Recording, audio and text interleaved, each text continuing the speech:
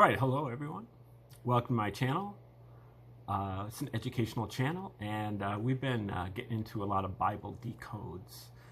Today is number 111 of the series called the Flavian Signature, where we're looking at different authors who have been following the Flavian hypothesis of the New Testament, that the New Testament was written by the Romans, the Caesars, in particular the Caesars of the Flavian dynasty, that is Emperor Vespasian and his two sons Titus and Domitian, who reigned from 69 to 96 AD. And what they did is they backdated the story of the New Testament, the story of Jesus in the Gospels, by 40 years. And so they set it back to the early 30s AD, and they gave Jesus a 3-year ministry in Judea. And then they made up a character, a writer, that they called Josephus. And Josephus was probably the pen name of a guy named Arius Piso, or the pen name of a group of people who emanated from the Caesar's palace at Rome. And Josephus, in his so-called autobiography, even says that he was living at Rome, and he was a member of the Flavian dynasty family when he was writing his monumental 7-volume War of the Jews, or Jewish War. And Jewish War is said to be one of the great histories ever, which is pretty hard to believe, because there's just so much stuff in there that's not believable. But Josephus is known by Christians as one of the great authors, especially because he corroborates the existence of Jesus. He's the only author of the first century to actually say that there was a person named Jesus who existed, other than what's written in the New Testament. And that rings hollow when you realize that he was writing from the court of the Caesars, and that the Caesars wrote the New Testament too. So that that kind of destroys that that point of view.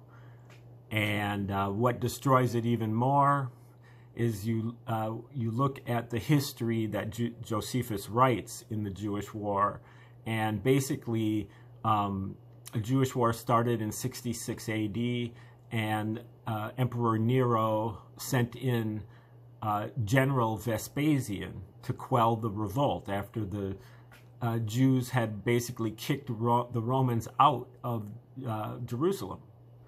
And so Nero sent in General Vespasian to shut it down. And Vespasian fought there for a few years, but eventually Nero was assassinated, and the Romans went through this 12-month period where they had 4 different emperors, all of whom were assassinated. And finally the call went out to Vespasian, like, you're going to be the new emperor in 69 AD. And so he went back to Rome, and he appointed his son Titus as the new military general.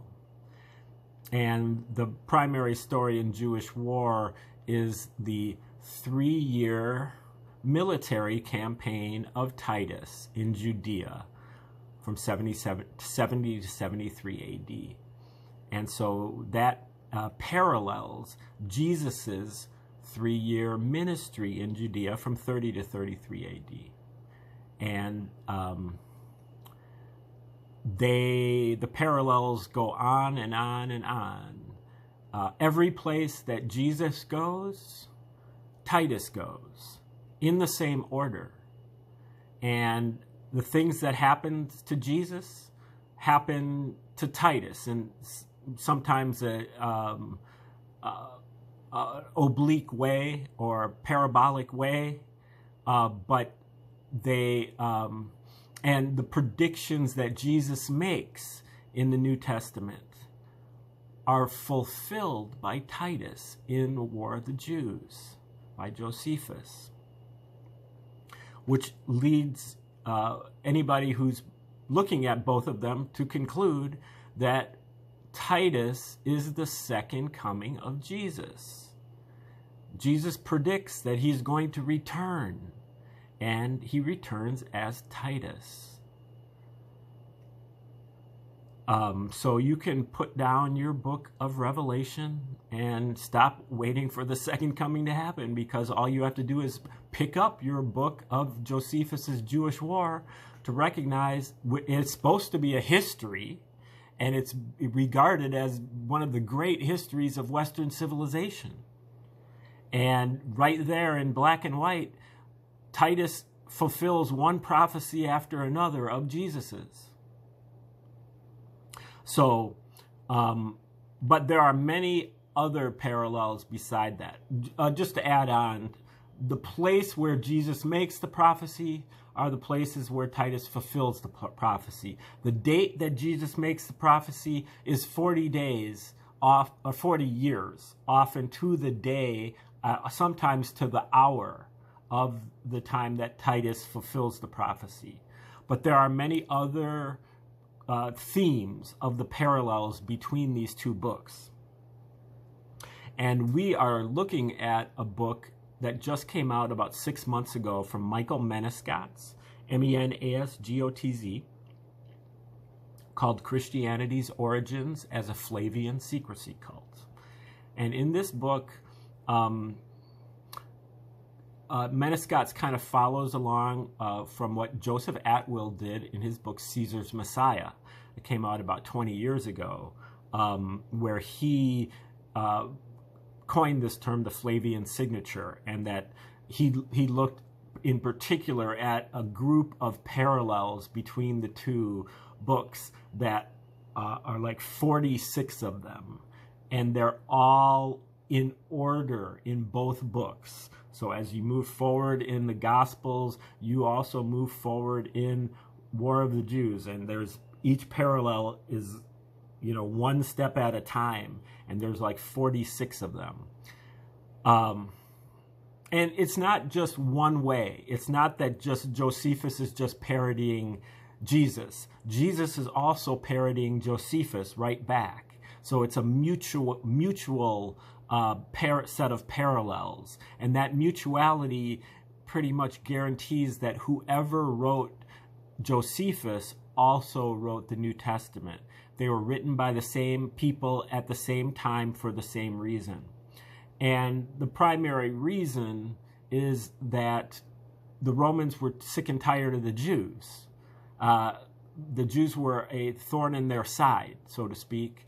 They had this separatist religion with monotheistic God.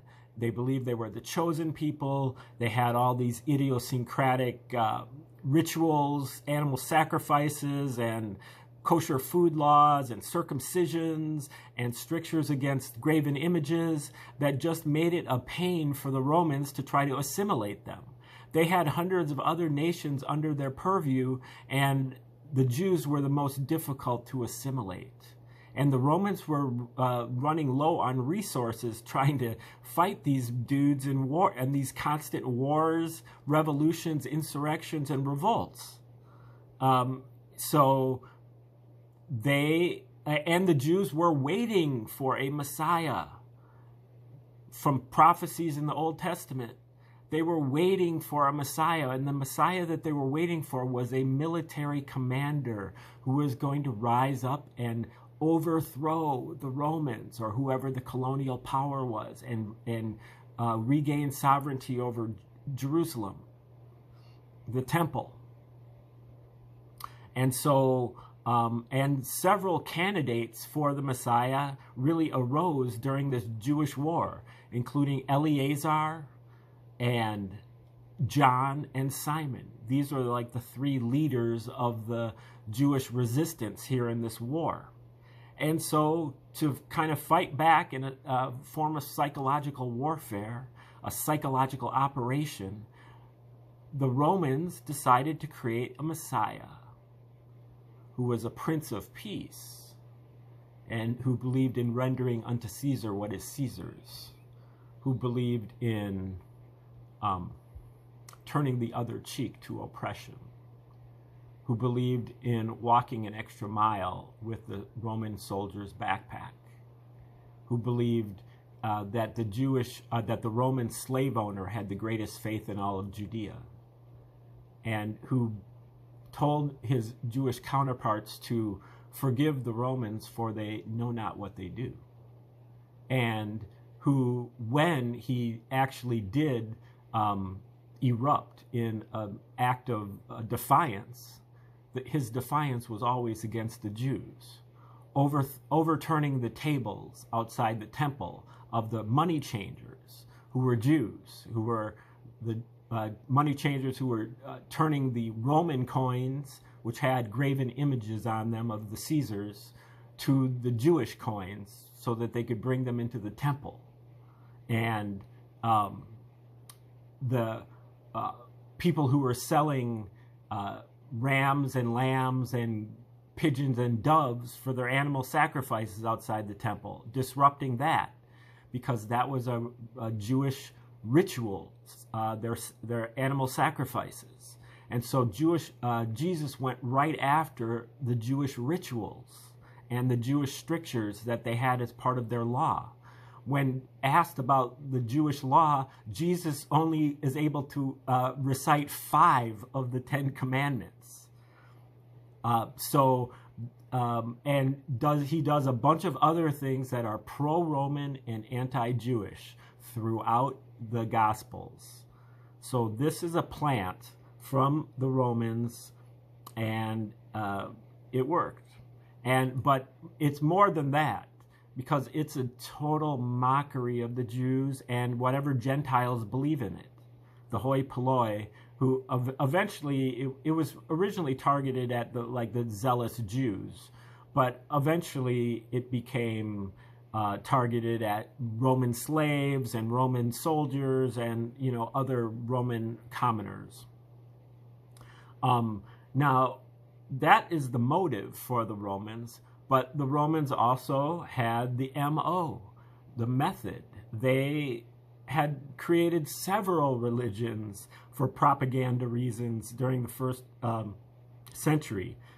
Even one against a different group of Jews, the Pharisees, who they created this college campus at Jaffa to start rabbinical Judaism, which was kind of like a Judaism, a religion that doesn't have a temple. You have to compensate for the fact that you no longer have a temple. And so you don't have the ability to do the animal sacrifices. You don't have the ability to do certain things, and so you more focus on the scriptures. And so that's where the Talmud comes from, or at least the Palestinian Talmud comes from this campus at Jaffa. And the Romans had a monopoly on, first of all, the New Testament is written in Greek, which is much more of a language of Romans than it is of Jews. Many Jews did understand Greek, much fewer wrote in Greek, and it was more of the language of the elite class of Jews, what they call the Hellenized Jews, whereas it was in common parlance in Rome. But the Romans also had a monopoly on censorship. If Caesar didn't want to see it, Caesar wasn't going to, let it get out there. They had a monopoly on publishing, to be able to put out, thousands of copies of this thing. They had thousands of scribes who were slaves to be human copy machines, human printing presses. And they had a monopoly on distribution. They had the only postal service. So Paul's letters weren't going anywhere, especially when you consider that the Jews are that the nascent Christians are promote poverty. There's no way that they're going to be able to afford to send letters all over the Roman Empire to Ephesus and Thessalonica and Rome and all of the letters that Paul, Colossae, and all these other places. Okay, so now what Menescats does is he digs into the book of Luke and looks for parallels between War of the Jews and book of Luke. He finds over 250 of them just in the book of Luke. And he goes over them in exhausting detail here in this book, and he groups them into various themes, and he also graphs them out. He puts the book of Luke on the vertical axis, chapter 1 at the bottom, chapter 24 at the top. He puts Jewish war on the horizontal axis, paragraph 1 at the left-hand side, paragraph 694 at the right-hand side. Now, those delineations, they don't matter. It could be by page, or it could be by word, or whatever. It doesn't really matter. But the point is that once he plotted all 250 of the points, they formed 5 near-perfect letters in Latin. APTVS. And I believe it stands for Arius, Piso, Titus, Vespasian, and some S.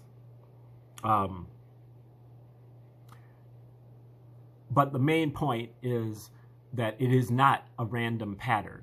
They left a message there, and the message is really that not only did we write the New Testament, but we signed our name to it, or we at least put our initials on it.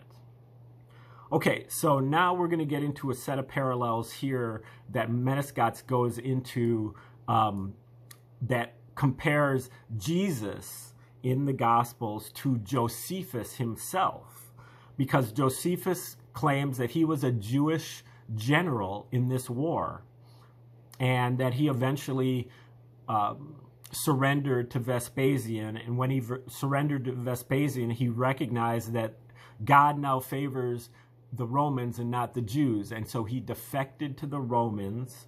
He gave Vespasian a prophecy to say that you will one day become emperor. And when Vespasian did become emperor, on his way to Rome, he picked up Josephus, pardoned him, took him to Rome to become the court historian, and adopted him as a member of his family.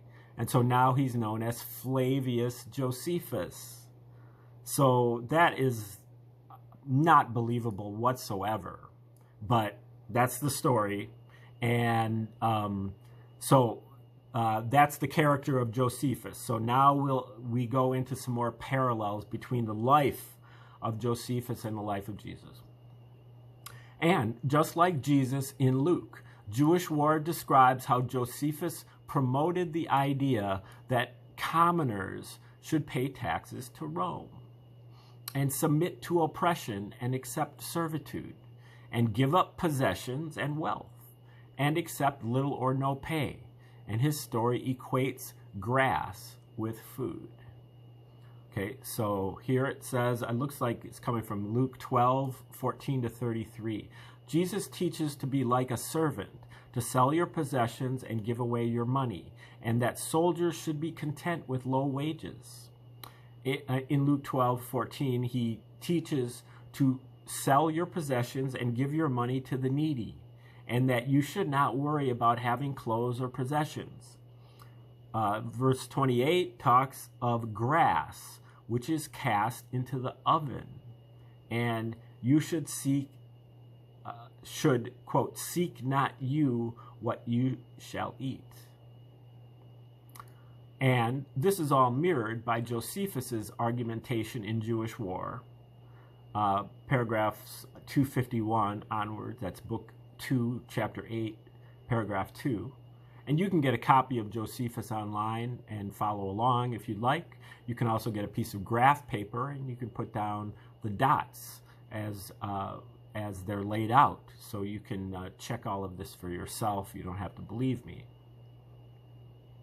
Okay, so Jewish War 251, that the blame for the war was with the Jews for not paying taxes, and how stupid rebellion was, and in how he recounts in glowing terms the improbable behavior of the Essenes, who he claims have lived piously without possessions or money, and even doing nothing except that which their seniors tell them to. Indeed, by Jewish War 257, it goes on to equate that such people would eat grass as food. Okay, now the next parallel. And just like Jesus in Luke, Jewish War describes how Josephus advocates accepting being diminished, having no fear of death, and believing that bad souls go to perpetual torture. Luke 12, verse 4. Jesus says, "Be not afraid of them that kill the body, and after that have no more that they can do. I will forewarn you whom ye shall fear. Fear him which after he hath killed hath power to cast into hell. Yea, I say unto you, fear him." And that's matched up by Jewish War 259, which continues, praising the Essenes. And now, the Essenes were a small group of very pious Jews who I don't believe ever existed, but Josephus says he was a member for a little while, and they only have been mentioned by 3 people in history, all of whom were Romans, close to the Roman emperor, and but Jesus was thought to have been a member of the Essenes, and they believed in giving away all your possessions to the church, and they believed in celibacy, so they didn't reproduce. They only adopted like orphans, and so on and so forth.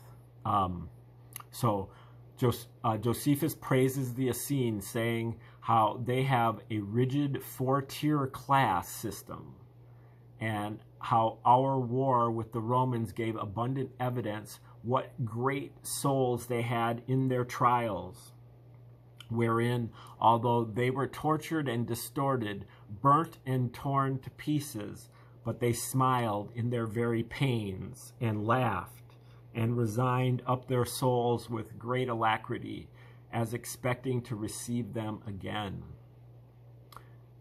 And that they allot good souls to a place over the ocean, and bad souls a dark and tempestuous den, full of never-ceasing punishments, and have a similar notion to the Greeks, with ungodly souls of the wicked going to Hades.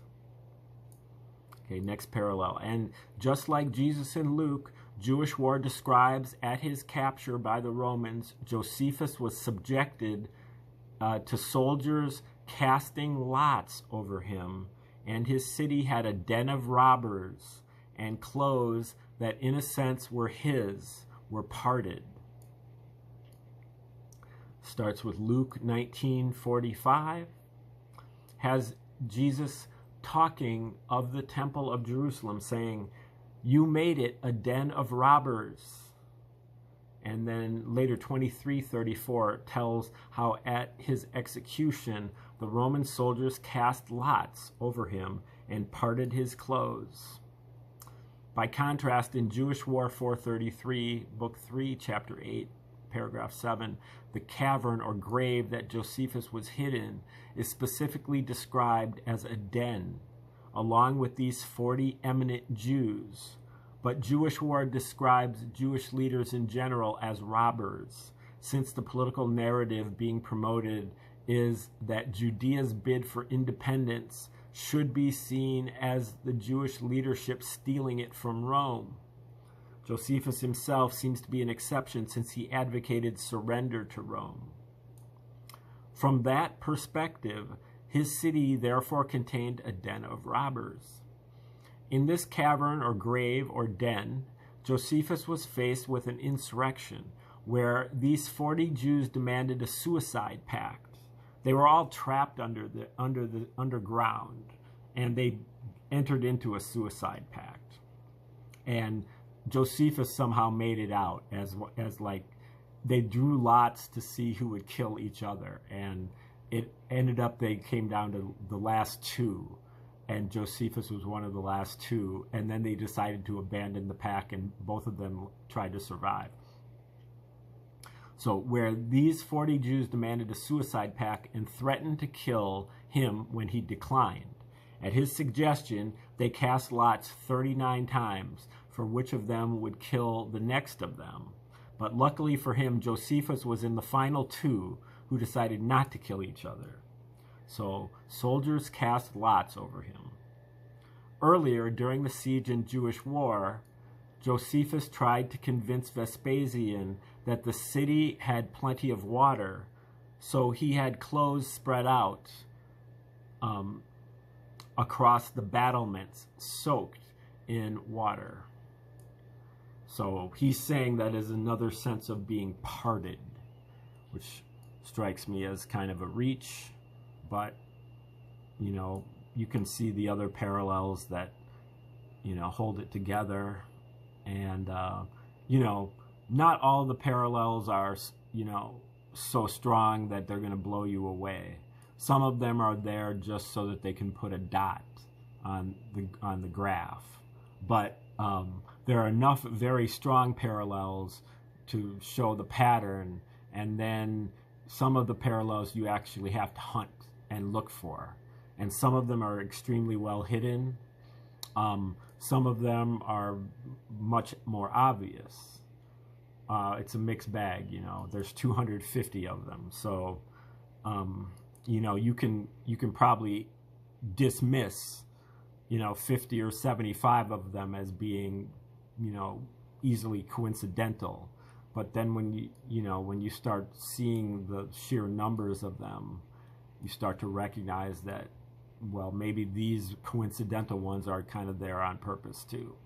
Okay, so in summary, War of the Jews is describing Josephus as a Jewish Messiah candidate who, like Jesus, predicted the fall of his city and its timing, which, like Jesus, is linked to the number 46.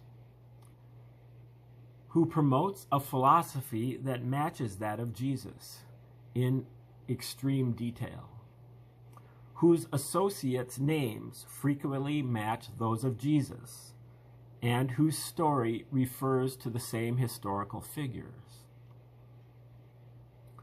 who, like Jesus, gets betrayed by a Jew at an hour that his followers were sleeping, with that betrayer procuring a field of blood containing graves, who, like Jesus, gets confined within a new grave shaped like a sepulcher and owned by a man named Joseph, with Roman soldiers guarding its entrance, and a woman he was with leading them to him, and who, like Jesus, gets raised up alive from his sepulcher-shaped grave on the third day by a god. Yet when they came to his grave, they looked among the dead, finding two men alive, who were implicitly kneeling and wearing shining garments, whose capture involved having lots cast over him by soldiers in relation to a den of robbers, and his clothes being parted. Once these details are identified, it is undeniable that this is intentionally parallel to Jesus' story, or rather, it is a parody of Jesus' story, in view of it being done in carefully concealed, piecemeal, and often comedic style. So, does that conclude the parallels between Jesus and Josephus?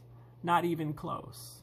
My effort to catalog the parallels between the two stories turned up so many I could barely believe it, and I will resume describing them below. And just like Jesus in Luke, Jewish Ward describes how Josephus' story involving a Galilean Jew being crucified after refusing to speak, followed by both the sun and the night sky becoming darkened, and the Son of God coming in a cloud with great power and glory. This is set out quite plainly in Luke 23:44, also 21:25, and it's also in Mark 13:24-26, the crucified Jew being Jesus himself. In Jewish War, this is parodied by a second Galilean deserter who refused to speak of this city despite torture and crucifixion, leading Vespasian to trust the first deserter, the betrayer mentioned above. Vespasian became emperor during the war and was later deified by the Senate as a god, something they wouldn't do to you unless you wanted it. And like many emperors, he certainly expected to be seen as a god. And it was Titus, the son of this god, who led the Roman forces over the wall at dawn to destroy Jotapata, added by a providential thick mist descending on the city. And since this was at dawn, it caused both the rising sun and the night sky to be darkened.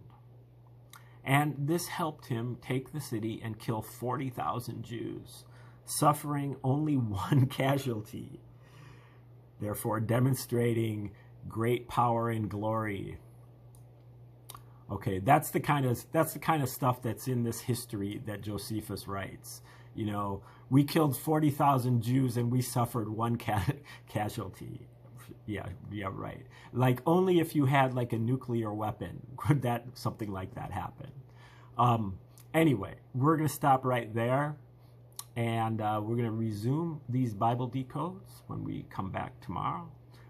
Thank you for tuning in today, and have a great day. Don't forget to like, share, subscribe, and comment as you see fit.